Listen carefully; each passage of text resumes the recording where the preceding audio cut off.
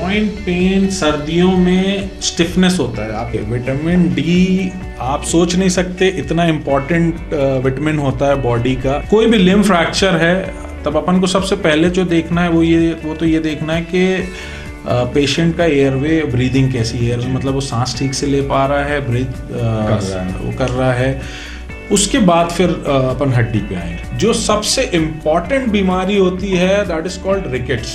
के बच्चे में क्या हो रहा है, जॉइंट में बहुत ज्यादा जो है सूजन आपको दिखाई देगी। हड्डियों में जो वीकनेस होती है, कमजोरी होती है, उसको हम ऑस्टियोपोरोसिस बोलते हैं। खिसक जाना मतलब हम उसको बोलते हैं लिस्थेसिस। आपकी हड्डी टूटती है तो क्या होता है, आपका आधा पैर जैसे जॉइंट मूव कर रहा है वो वैसे मूव करने लगता है। तो आपके स्वास्थ्य संबंधी सभी सवालों के जवाब लेकर आए हैं हम डी इंडिया सेहतनामा पर।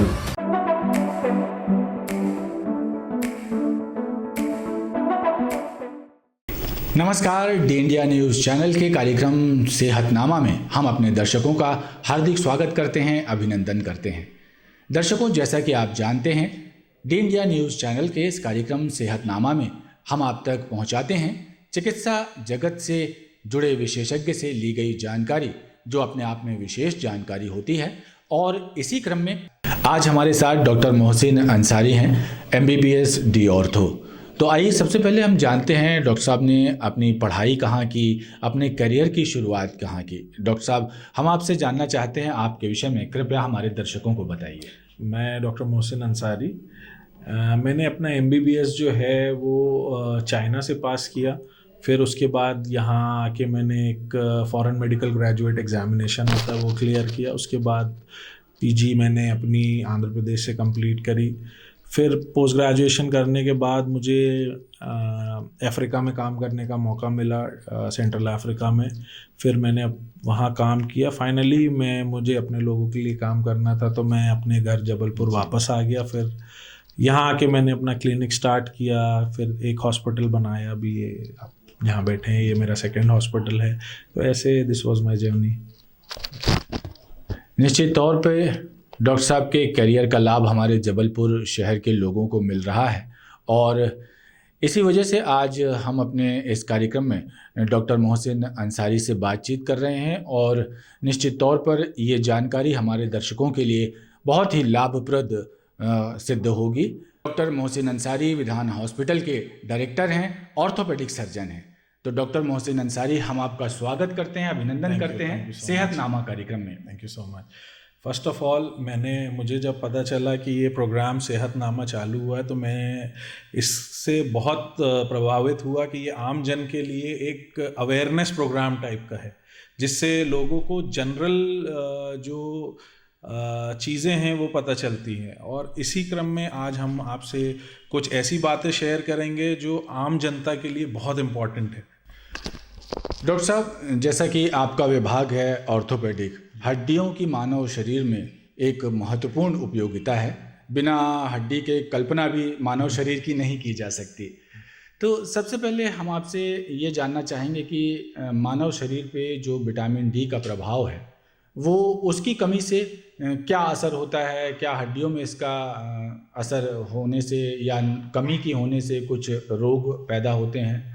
दुष्प्रभाव के विषय जी। देखिए, विटामिन डी आप सोच नहीं सकते इतना इम्पॉर्टेंट विटामिन होता है बॉडी का। ये कैल्शियम एब्जॉर्प्शन के लिए बहुत इम्पॉर्टेंट है। दूसरा, अगर आप ये बात करें कि विटामिन डी की कमी से क्या होता है, तो इसको अपन 2 एज ग्रुप में डिवाइड करते हैं। पहला जो बच्चों का मामला है, जो पीडियाट्रिक एज ग्रुप जिसको हम बोलते हैं, उसमें देखिए जो सबसे इम्पॉर्टेंट बीमारी होती है दैट इज कॉल्ड रिकेट्स की बीमारी होती है। अब बीमारी क्या होता है, अपन इसको ऐसा डिस्कस करते हैं कि आम जनता को कैसे पता चले कि हमारे बच्चे को रिकेट्स हो रहा है, या हमारे बच्चे के अंदर कोई ऐसी चीज़ हो रही है जिसको लेकर हमें किसी स्पेशलिस्ट के पास, किसी डॉक्टर के पास जाने की ज़रूरत है। तो मैं आपको बताऊं, रिकेट्स जो होता है विटामिन डी की डेफिशिएंसी की वजह से एक डिसीज़ होता है। इसमें क्या होता है, जो बच्चों की बोन डेवलपमेंट होता है उसमें फ़र्क आता है। तो आप जब उसके जॉइंट्स देखेंगे, जो सबसे इम्पॉर्टेंट जब लोगों को पता चलता है वो ये होता है कि बच्चों के पैरों में बोइंग होती है। जैसे आपने कमानी देखी होगी, तीर कमान बोलते हैं, उसका आकार कैसा होता है, बोट है, कमानी आकार होता है। तो बच्चों के पैर थोड़े टेढ़े हो जाते हैं। ऐसे भी कमानी आकार के भी हो सकते हैं, बाहर को भी और अंदर को भी, दोनों साइड हो सकता है। उससे आपको पता चलेगा यार बच्चे को चलने में दिक्कत हो रही है। तब आप का पहला एक नज़र जाती है उस पर कि यार बच्चे को प्रॉब्लम हो रही है चलने में, या उसके पैर ऐसे। अब जैसे अभी मैं आपको एक बहुत बेसिक बात बताता हूँ, ठंड का टाइम है जी, यूजुअली बच्चे पूरे कपड़ों में होते हैं, तो अपन वो डिफरेंस महसूस नहीं कर पाते हैं कि बच्चे के पैर तिरछे हैं या पैर मुड़े हुए हैं। दूसरा एक होता है जो जॉइंट्स होते हैं, इसमें क्या होता है, जो बच्चों की बोन डेवलपमेंट होता है उसमें फ़र्क आता है। तो आप जब उसके जॉइंट्स देखेंगे, जो सबसे इम्पॉर्टेंट जब बच्चों लोगों को पता चलता है वो ये होता है कि बच्चों के पैरों में बोइंग होती है। जैसे जैसे आप जॉइंट के पास पहुंचते जाएंगे वहाँ सूजन आना शुरू हो जाएगी, क्योंकि जो जॉइंट, जो एपिफाइशियल और फाइशियल रीजन होता है बच्चों की, जहाँ से ग्रोथ प्लेट, जो ग्रोथ प्लेट होती है, जहाँ से बच्चों की जो बोन होती है वो ग्रो होती है, वहाँ आपको एक्सरे में हर चीज में आपको डिफरेंस देखने को मिलेगा। वो अपन वहां नहीं जाएंगे क्योंकि अपन आम जनता के लिए बात कर रहे हैं। तो जो आम जनता को देखना है कि बच्चे में क्या हो रहा है, जॉइंट में बहुत ज्यादा जो है सूजन आपको दिखाई देगी। जॉइंट अलग से आपको सूजे हुए गिठान के जैसे, जो अपने यहाँ गिठान समझते हैं लोग, जैसे एक रस्सी है, रस्सी चल रही है बिल्कुल लय में, और उसके बाद अपन उसमें कहीं गिठान लगा देते हैं, तो कैसा महसूस होता है, बिल्कुल साइज अलग हो जाता है, वो आपको महसूस होगा। वो बहुत इंपॉर्टेंट फीचर है रिकेट्स के लिए।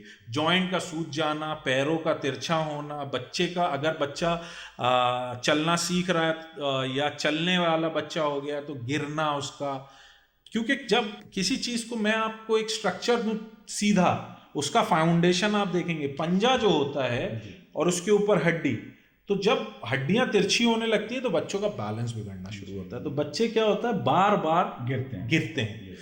वो बहुत इंपॉर्टेंट, ये तो पता चल गया आपको कि रिकेट्स क्या है, और हमको कब, आप ये नहीं भी समझ रहे हैं कि क्या है, लेकिन आपको ये समझ आ गया कि बच्चे के साथ हमारे कोई प्रॉब्लम है, समस्या है।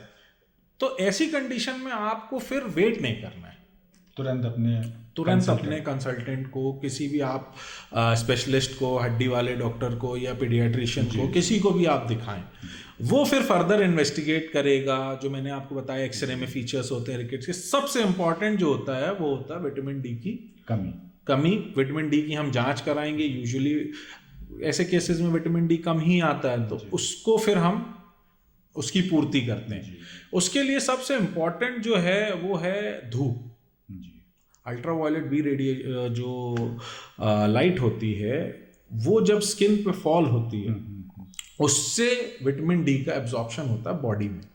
तो अब यूजुअली होता क्या है, जो ऐसी जगहों पे रहने वाले लोग हैं जहाँ घरों में डायरेक्ट सनलाइट नहीं होती, बहुत कंजेस्टेड एरियाज हैं, और जो ऐसे जगह है जैसे जहाँ पे घर से घर लगे हुए हैं, छत नहीं है या ऐसी जगह है, वहाँ पे क्या होता है, बच्चों को धूप प्रॉपर जो है वो नहीं मिल पाती है।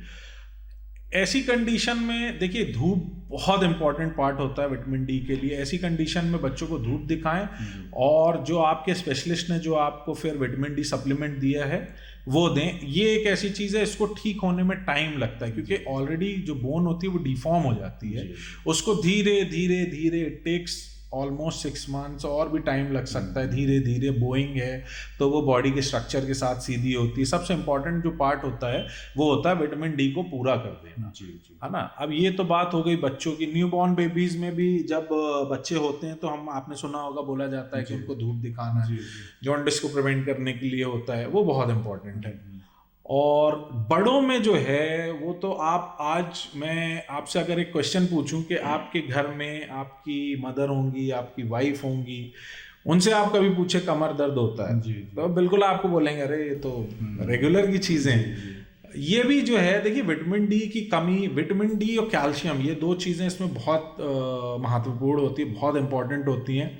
उससे आप, विटामिन डी की कमी जब होती है एडल्ट्स में, तो बोन तो वीक होती है, साथ में क्रैम्प्स भी होते हैं, उसमें मस्कुलर क्रैम्प्स होते हैं, कैल्शियम की कमी की वजह से होती हैं, वो भी एक बहुत इंपॉर्टेंट पार्ट होता है विटामिन डी का। अब बिकॉज वी आर इंडियंस, तो हमारा जो कल्चर है उसमें यूजुअली अपन बॉडी एरिया एक्सपोज नहीं होता, और विटामिन डी एब्जॉर्प्शन के लिए सिर्फ अपन अगर धूप से बात करें तो आपको अर्ली मॉर्निंग या धूप के टाइम पे कुछ body area, almost 30% of body area should be expose, खुला होना चाहिए, तो उससे फिर एब्जॉर्प्शन होता है। और आज हम जिस एरा में रह रहे हैं, किसी के पास इतना टाइम नहीं है कि वो छत पे बैठ के धूप ले। तो मेरा जो सजेशन है, जो मैं अपने पेशेंट्स को भी सजेस्ट करता हूँ, basic and most importantly ladies को, कि जो आपका घर का जो छोटे मोटे काम होते हैं, ट्रिवियल काम होते हैं, जैसे आप ब्रश कर रहे हैं तो आप छत पे जाके धूप में करें, या आप अपना खाना बनाने का जो उसकी जो प्री रिक्विजिट है, आप सब्जी तोड़ रहे हैं, आप कुछ काट रहे हैं, प्याज काट रहे हैं, तो वो धूप में बैठ के करें। आप न्यूज़पेपर पढ़ रहे हैं, धूप में बैठ के पढ़ें। आप बच्चों को पढ़ा रहे हैं, धूप में बैठ के पढ़ाएं। तो ये बहुत इम्पॉर्टेंट पार्ट है। और उसके बाद आप इतना नहीं कर पा रहे हैं तो आप अपने डॉक्टर के पास जाइए, वो आपको विटामिन डी सप्लीमेंट करेगा, जो कि बहुत इम्पॉर्टेंट है for well being of your body. मतलब अपन अगर प्राकृतिक धूप लें डॉक्टर साहब, तो prevention is better than cure. Of course prevention is better than. Yes, तो दर्शकों से मैं भी डॉक्टर साहब की तरफ से अपील करना चाहूँगा कि डॉक्टर साहब के दिए गए सजेशंस को आप फॉलो कीजिए। और हम अपनी इस चर्चा को डॉक्टर साहब आगे बढ़ाते हुए आपसे एक और सवाल करना चाहूँगा कि बीइंग अ ऑर्थोपेडिक सर्जन, बढ़ती उम्र में हड्डियों से आने वाली कमज़ोरी, उससे कैसे बचा जा सकता है, कैसे उसे कम किया जा सकता है? देखिए, ये एक बहुत इम्पोर्टेंट क्वेश्चन है। और बढ़ती उम्र के साथ हड्डियों की जो कमज़ोरी होती है, उस पर भी फिर मैं आपको यही दो चीज़ बोलूँगा, कैल्शियम एंड विटामिन डी। इसमें एक चीज़ और बढ़ती है फीमेल्स में। लेडीज़ जो होती हैं, जब वो अपनी 40s से 50s में आती हैं, तो ये एक दौर होता है जब किसी भी फीमेल की बॉडी में चेंजेस आते हैं, जिसको हम मेनोपॉज बोलते हैं। जब उनके पीरियड्स रुकते हैं और मेनोपॉज बोलते हैं उसको, तब क्या होता है, फीमेल्स की बॉडी में हार्मोनल इम्बैलेंस होते हैं या हार्मोन चेंजेस आते हैं। उसके बाद थोड़ा सा उनकी बॉडी में वीकनेस, हड्डियों में, जब यूजुअली हार्मोन्स की वजह से सब आता, चेंजेस आना शुरू होते हैं, तब भी the most important thing is के कैल्शियम, विटामिन डी वो कंटिन्यू रखें। देखिए, जैसे आपको मैं ये बताऊं, जो आप बोल रहे हैं चेंजेस आना शुरू होते हैं, इसको हम इवेंचुअली जो लास्ट वो होता है, उसको हम बोल सकते हैं कि वो ऑस्टियोपोरोसिस की तरफ जाते हैं। ऑस्टियोपोरोसिस के तरफ जाने में, ऑस्टियोपोरोसिस क्या होता है आप नाम से ही समझ जाएं। ऑस्टियो मीन्स हड्डी, और पोरोसिस मतलब किसी भी चीज़ में पोर्स, या उसकी हड्डियों में जो वीकनेस होती है, कमज़ोरी होती है, उसको हम ऑस्टियोपोरोसिस बोलते हैं। यूजुअली फीमेल्स में बहुत ज़्यादा होती है ये, मेल के मुकाबले फीमेल में ज़्यादा होती है। तो इसके लिए भी हम आपको यही सजेस्ट करते हैं कि आप धूप, कैल्शियम, विटामिन डी और कैल्शियम का सेवन करें। और फिर उसमें फिर थेरेप्यूटिक जो है उसको अपन यहाँ डिस्कस नहीं करेंगे। थेरेप्यूटिक फिर वो आप अपने डॉक्टर से कंसल्ट करेंगे तो फिर वो आगे की चीज़ें उसमें आ जाती हैं। डॉक्टर साहब, जैसे हम कई बार सड़कों पे जाते हैं, सड़कों पे गाड़ियों से जाते हैं, कई बार मोटरसाइकिल से या बड़े वाहनों के आसपास, उनके साथ में गलतियों की वजह से इंसान का एक्सीडेंट हो जाता है, दुर्घटनाग्रस्त हो जाते हैं और हड्डियां फ्रैक्चर हो जाती हैं। कई बार हड्डियों में मेजर फ्रैक्चर आता है, टूट जाती हैं, कई बार बाहर निकल आती हैं हड्डियां, है ना। तो उस कंडीशन में फिर आपके लिए फिर क्या सजेशन रहता है इसमें? उस जगह पे पेशेंट फर्स्ट एड क्या करे आपके पास या किसी हॉस्पिटल तक जाने के लिए उस दौरान? देखिए, सबसे इम्पॉर्टेंट है, अभी अपन बेसिक लाइफ सपोर्ट की बात नहीं करेंगे। अगर मैं ये तब से बात कर रहा हूँ सिर्फ कि जब patient is breathing and he is only, अभी फ्रैक्चर्स की बात करें अपन अगर, तो कोई भी लिम्ब फ्रैक्चर है, तब अपन को सबसे पहले जो देखना है वो तो ये देखना है कि पेशेंट का एयरवे, ब्रीदिंग कैसी है, एयरवे मतलब वो सांस ठीक से ले पा रहा है, ब्रीथ वो कर रहा है। उसके बाद फिर अपन हड्डी पे आएंगे। सबसे इम्पॉर्टेंट है कि पेशेंट की जान बचा ली जाए। ठीक है, उसके मुंह में कुछ अटक तो नहीं गया जिससे कि उसकी सांस रुक रही है। ये सारी चीज़ें देखने के बाद जब अपन फ्रैक्चर पे आते हैं तो फ्रैक्चर्स में क्या होता है कि आपने बहुत डायग्राम्स देखे होंगे। हम लोग ऑर्थोपेडिशियंस के यहाँ होते हैं, एक पेड़ को रस्सी से लकड़ी से बांधा जाता है। तो stability is very important in case of fractures. अगर मान लीजिए कोई बड़ी हड्डी टूटी है तो मतलब आप, हड्डी क्या होता है, हड्डी is the foundation of the body. हड्डी नहीं है, बॉडी झूल जाएगी। जी। आपकी हड्डी टूटती है तो क्या होता है, आपका आधा पैर जैसे जॉइंट मूव कर रहा है वो वैसे मूव करने लगता है। उसका सबसे इम्पॉर्टेंट जो मैनेजमेंट है एट द साइट, मतलब जहां हुआ, जो आम परिजन को करना है, वो ये है कि आप उसको सबसे पहले स्टेबलाइज करें। स्टेबलाइज आप कैसे करेंगे, जैसे आप मान लीजिए किसी का पैर टूट गया एक्सीडेंट में, पैर झूल रहा है उसका, आप उसको सबसे बेसिक स्टेबलाइज क्या कर सकते हैं, कोई लंबी लकड़ी, पाइप, किसी चीज से दो साइड से वो लगा के उसको बांध दें जिससे कि वो मूव नहीं हो, अननेसेसरी मूव ना करें, मूव नहीं हो। क्योंकि हड्डी तो टूट गई, लेकिन जब हड्डी टूटती है सर तो इट इज वेरी शार्प, है ना, नुकीली होती है जो वो बाकी के स्ट्रक्चर को भी डैमेज कर सकती है। और हड्डी से के साथ साथ बहुत सारी चीज़ें होती हैं, उसकी खून की नसें होती हैं, नर्व्स होती हैं, वेन्स होती हैं, आर्टरीज होती हैं ना, तो उसको डैमेज सबसे पहले तो स्टेबलाइजेशन से वो प्रोटेक्ट कर सकते हैं आप। दूसरा, जब आप स्टेबलाइज कर देंगे किसी भी बोन को तो पेन सब्सटैंशियली रिड्यूस हो जाता है, पेन बहुत कम हो जाता है। तो ये बहुत इंपॉर्टेंट पार्ट है कि आपके जब किसी का एक्सीडेंट हो ऑन साइट आप स्टेबलाइज करें। सबसे पहले तो आप उसकी एयरवे ब्रीदिंग देखें कि वो कैसा सांस ले पा रहा है, नहीं ले पा रहा है, नहीं तो सबसे पहले आपको वो देखना है। उसके बाद जब अपन हड्डी की बात करें तो इसमें एक चीज़ और है, देखिए फ्रैक्चर्स अपन बात कर रहे हैं लेकिन things are not so simple, इतना आसान नहीं होता है। एक्सीडेंट में क्या होता है, सिर्फ हड्डी नहीं टूटती है, हो सकता है कि कोई ओपन वुंड हो, खुला जख्म हो जिससे आप बहुत खून बह रहा है। ऐसे कंडीशन पे आपको सबसे पहले ब्लड रोकना है। आप उसके लिए कोई भी साफ कपड़ा या बहुत बेसिक इंडियन कल्चर में आप अपना रुमाल निकालिए और वो जगह को दबा के रख दीजिए, प्रेशर दे के उसको 10 मिनट के लिए रख दीजिए। उससे क्या होता है, हमारे बॉडी में क्लॉटिंग सिस्टम है, वो अपने आप काम कर लेगा। अनटिल एंड अनलेस कोई बहुत मेजर आर्टरी फटी नहीं है, उसको तो आप मतलब वैसे नहीं, फिर भी प्रेशर देने से वो ब्लीडिंग रुक जाती है, आपको थोड़ी सी मोहलत मिल जाती है। और हम जहाँ रह रहे हैं वहाँ आसपास 1 किलोमीटर के दायरे में, 2 किलोमीटर के दायरे में कोई ना कोई हॉस्पिटल मिल जाता है। आप तुरंत पेशेंट को हड्डी स्टेबलाइज करिए, उसको हॉस्पिटल में छोड़िए। डॉक्टर साहब, जैसे अभी हम थोड़ी देर पहले ऑस्टियोपोरोसिस पे बात कर रहे थे, तो क्या कोई ऐसा विशेष समुदाय होता है या कोई विशेष एज ग्रुप होता है कि जिनमें ये लक्षण देखने को मिले, या इसके क्या लक्षण रहते, और क्या कोई ऐसी सावधानियां हैं जो हम रख के उसको क्योर कर सकें? देखिए, ऑस्टियोपोरोसिस एक ऐसी चीज़ है जो आप ये मान के चलिए ओल्डर एज ग्रुप में होती है जी, एंड फीमेल्स में ज़्यादा होती है, लेडीज पेशेंट में ज़्यादा होती है। ये वो मैंने आपको पहले ही बताया, यूजुअली जब मेनोपॉज होता है उसके बाद ये बहुत ज़्यादा कॉमन है। उसके पहले भी हो सकता है, बट उसमें फिर बहुत सारी पैथोलॉजीज होती हैं जिनमें हम नहीं जाएं क्योंकि आम जन की अपन बात कर रहे हैं।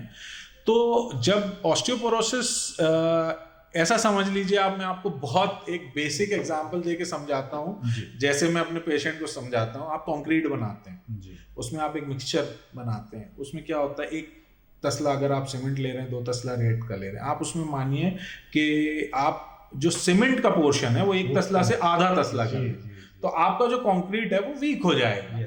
Same thing is with osteoporosis. तो ये बेसिकली मेनोपॉजल एज ग्रुप में होता है। आपने देखा होगा बहुत सारी फीमेल जो है सामने को झुकती चली जाती हैं, ये एक सिम्टम होता है। बहुत प्रोलॉन्ग ऑस्टियोपोरोसिस के बाद वर्टिब्रा, जो आपकी रीढ़ की हड्डी होती है, वो दब जाती है, उसकी वजह से जो झुक जाते हैं। इसके लिए फिर बहुत सारी चीज़ें हैं, विटामिन डी, कैल्शियम और आगे फिर थेरेपेटिक चीज़ें होती हैं जो आपका जो ट्रीटिंग डॉक्टर है फिर वो आपको कवर करेगा जी।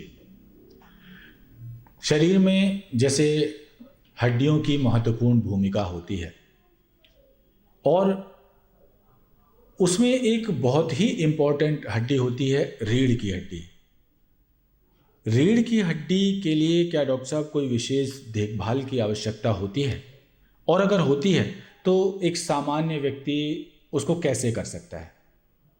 इसमें बहुत सारे पार्ट्स होते हैं रीढ़ की हड्डी में। कई बार ये देखने मिलता है कि L1 L2 है ना, ये अब आम व्यक्ति को तो समझ आता नहीं है कि ये क्या है ना। तो इनके कई बार बोलते हैं कि हमारी ये पहले 5वें नंबर वाली जो गुड़िया है, मैं आम भाषा में जी, तो वो खिसक गई है। कई बार अपने कमर के पास जो बोले वो है वो खिसक गई है।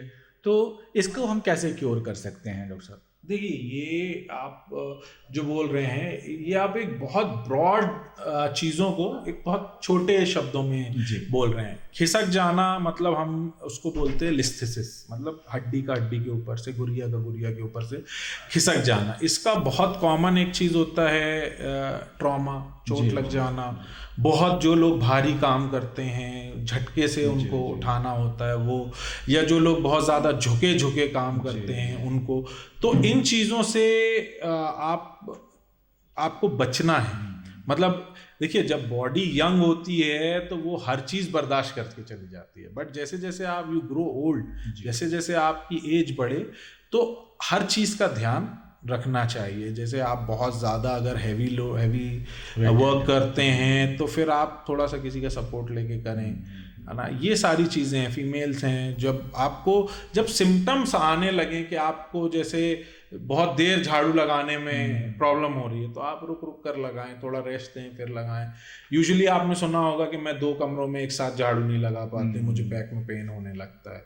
तो बहुत सारी रीढ़ की बीमारियां ऐसी होती हैं जो, देखिए, कमर का दर्द सिर्फ रीढ़ की हड्डी में नहीं होता, बैक में मसल्स भी होती हैं आपके, वो भी स्टिफ हो जाती हैं, जो मैंने आपको बताया पहले भी, विटामिन डी, कैल्शियम।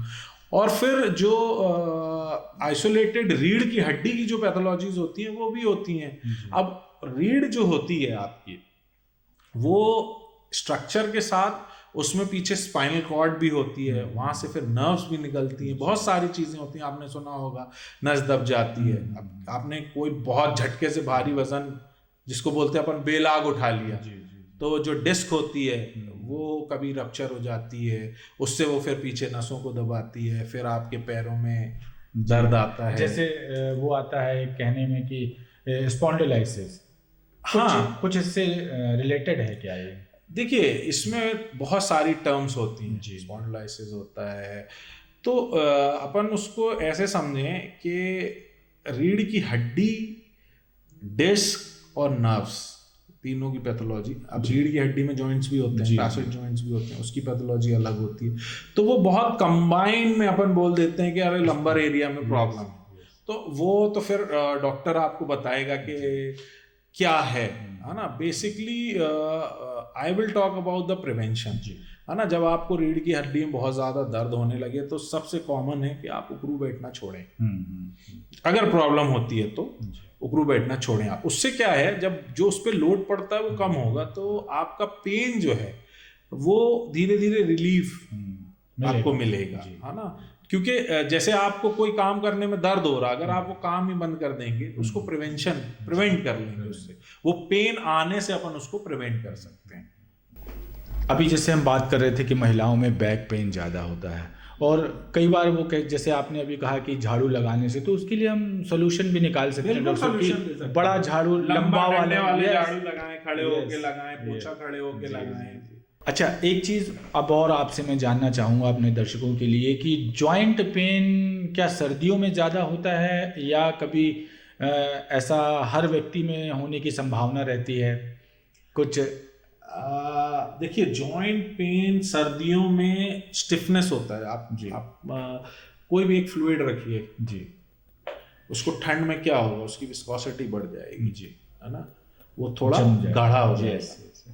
उसी की वजह से ठंड में जॉइंट स्टिफनेस होता है। आप सुबह बात करेंगे किसी से तो जिनको जॉइंट पेन है वो बताएंगे यार सुबह उठने में जकड़न सी होती है, मॉर्निंग स्टिफनेस। ये ठंड में बहुत कॉमन है।